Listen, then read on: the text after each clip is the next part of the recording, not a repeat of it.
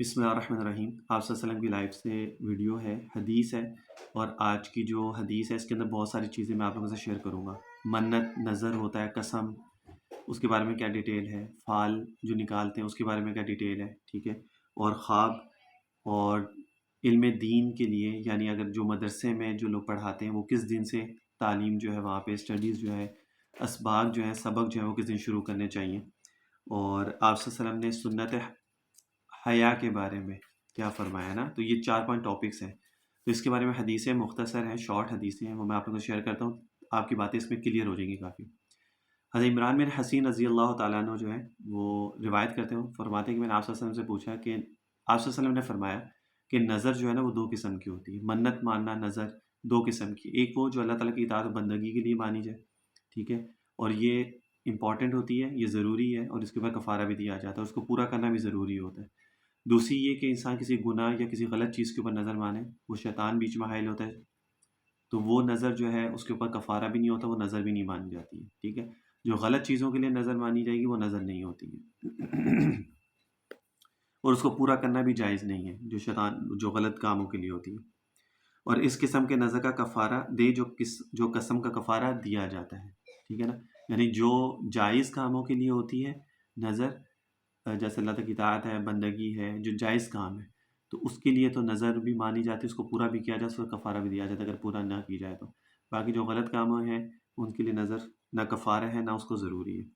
حضرت ابن عباس فرماتے ہیں کہ میں نے آپ صلی اللہ علیہ وسلم نے فرمایا کہ جو شخص کسی غیر معین چیز کی نظر مانے، غیر معین چیز کی نظر مانے تو اس کا کفارہ قسم کا کفارہ ہے، اور جو شخص کسی گناہ کی نظر مانے اس کا کفارہ قسم کا کفارہ ہے، یعنی اس کا کفارہ دیا جاتا ہے، ٹھیک ہے۔ اور جو شخص ایسی چیز کی نظر مانے جس کا پورا کرنا اس سے ممکن نہ ہو تو اس کا کفارہ قسم کا کفارہ ہے۔ بہت سارے لوگ ایسی بھی چیزوں کے وہ قسمیں یا منتیں مان لیتے ہیں کہ جی جو پورا نہیں کر سکے لیکن جذبات میں آ کے وہ کر لیتا ہے، اب اس کو کفارہ پورا کرنا پڑے گا اس کا۔ اور جو شخص ایسی چیز کی نظر مانے جس کو پورا کر سکے تو اس کو پورا کرے۔ ابو داؤد شریف کی حدیث ہے، ابن ماجہ مشکات کی بھی حدیث ہے۔ اب دوسری قسم ہے قسم، ٹھیک ہے، پہلی تو میں نے آپ کو بتا دی نظر، منت، اب قسم۔ حضرت ابن عمر فرماتے ہیں کہ آپ سے نے فرمایا کہ جس شخص نے قسم کھائی اور اس کے ساتھ انشاءاللہ تعالیٰ بھی کہا، جیسے کہتے ہیں نا کہ یار میں یہ کام کروں گا انشاءاللہ تعالیٰ، قسم سے میں یہ کام کروں گا انشاءاللہ، ٹھیک ہے، تو قسم کے خلاف کرنے پہ اس پر گناہ نہیں ہوگا، اگر وہ کام پورا نہیں کرتا اس پہ گناہ نہیں ہوگا، کیونکہ اس نے انشاءاللہ اس کے ساتھ جو کہہ دیا۔ حضرت ابن عمر فرماتے ہیں کہ آپ صلی اللہ علیہ وسلم نے فرمایا کہ جس شخص نے غیر اللہ کی قسم کھائی اس نے شرک کیا۔ غیر اللہ کی قسم کھانا اس سے جائز نہیں، قسم صرف ایک ہی ہوتی ہے جو اللہ تعالیٰ کی ہوتی ہے، یہ قرآن کی قسم، یہ ماں باپ کی قسم، ماں کی قسم، اس کی قسم، یہ قسمیں نہیں ہوتی، قسم ایک ہی ہوتی ہے بس جو اللہ تعالیٰ کی ہوتی ہے۔ فال جو آج کل بہت سارے لوگ فال وغیرہ نکلواتے ہیں نا، اس کے بارے میں حضرت ابو ہریرہ فرماتے ہیں کہ میں نے رسول اللہ صلی اللہ علیہ وسلم کو فرماتے سنا کہ بدشگنی کوئی چیز نہیں ہے۔ بدشگنی لوگ کہتے ہیں نا بدشگن ہو گیا، بلی آگے سے گزر گئی بدشگن ہو گیا، ٹھیک ہے نا، وہ کہتے ہیں کہ جی کوے آ کے بیٹھنے لگے، اور جو اس طرح کی لوگوں نے اپنی بڑے بزرگوں کی باتیں بنائی ہوئی ہیں، بناوٹی باتیں بدشگنی کی، تو آپ نے فرمایا کہ بدشگنی کچھ بھی نہیں ہوتی ہے۔ بہترین چیز فال نیک ہے۔ لوگوں نے عرض کیا فال کیا ہے؟ آپ نے فرمایا کہ اچھا کلمہ جس کو تم میں سے کوئی شخص کسی شخص یا کسی ذریعے سے سنے، یعنی اچھی بات سننا اور کہنا، یہ سب سے اچھی چیز ہے۔ باقی یہ کہنا یہ بدشگنی ہوگی، یہ بدشگنی ہوگی، یہ برتن ٹوٹ گیا، یہ گلاس ٹوٹ گیا، بدشگنی ہوگی، عصر کے بعد جھاڑو نکال دی بدشگنی ہوگی، رات کو جھاڑو نکال دی، رات کو ناخن کاٹ لی بدشگنی ہوگی، یہ سب ایسی فضول باتیں۔ حضرت عروہ بن عامر فرماتے کہ میں نے شگن بد کا آپ صلی اللہ علیہ وسلم کے سامنے ذکر کیا۔ آپ نے فرمایا کہ بہترین چیز فال نیک ہے، اور شگن بد کسی مسلمان کو اس کے مقصد اور ارادے سے نہ روکے گا۔ یہ جو کہتے ہیں نا بدشگنی ہو جائے گی، تو اس سے انسان کے کاموں پہ کوئی فرق نہیں پڑتا، اچھے برے کا۔ اچھا کام ہوگا وہ بھی اللہ کی مرضی سے، برا کام ہوگا وہ بھی اللہ کی مرضی سے، اس میں انسان کا کوئی عمل دخل نہیں ہوتا۔ پھر جب تم میں سے کوئی شخص کسی ایسی بات کو دیکھے جس کو وہ برا خیال کرتا ہے یعنی بدشگن، تو یہ کہے، اب دعا بھی آپ صلی اللہ علیہ وسلم نے فرما دی، اللہم لا یأتی بالحسنات الا انت ولا یدفع السیئات الا انت ولا حول ولا قوة الا باللہ۔ یہ دعا یہ میں اسکرین پہ بھی شیئر کر دوں گا آپ کے ساتھ۔ اچھا خواب، اب جو خواب انسان دیکھتا ہے اس کے بارے میں کیا حکم ہے؟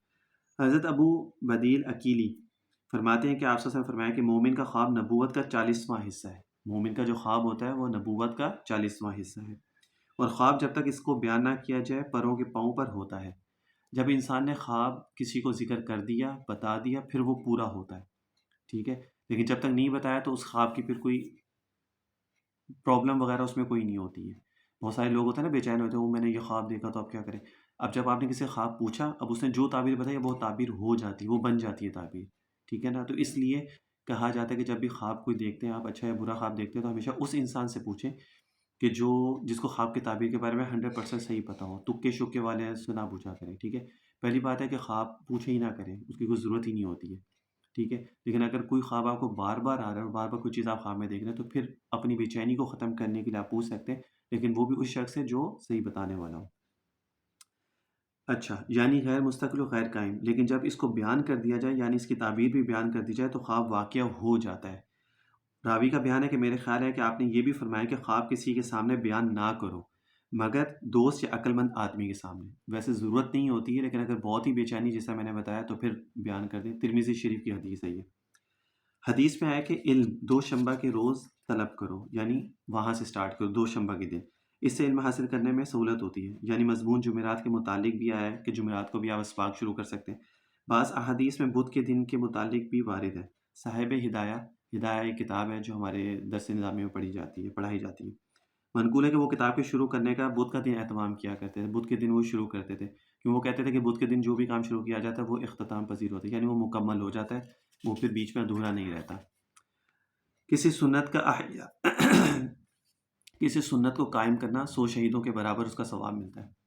حدیث شریف میں ہے کہ فرمایا آپ صلی اللہ علیہ وسلم نے جو کوئی 40 حدیثیں میری امت کو پہنچا دے، یعنی 40 حدیثیں کوئی سی بھی چھوٹی ہو بڑی ہو، میری امت کو اگر وہ پہنچا دے تو میں خاص طور پہ اس کی سفارش کروں گا۔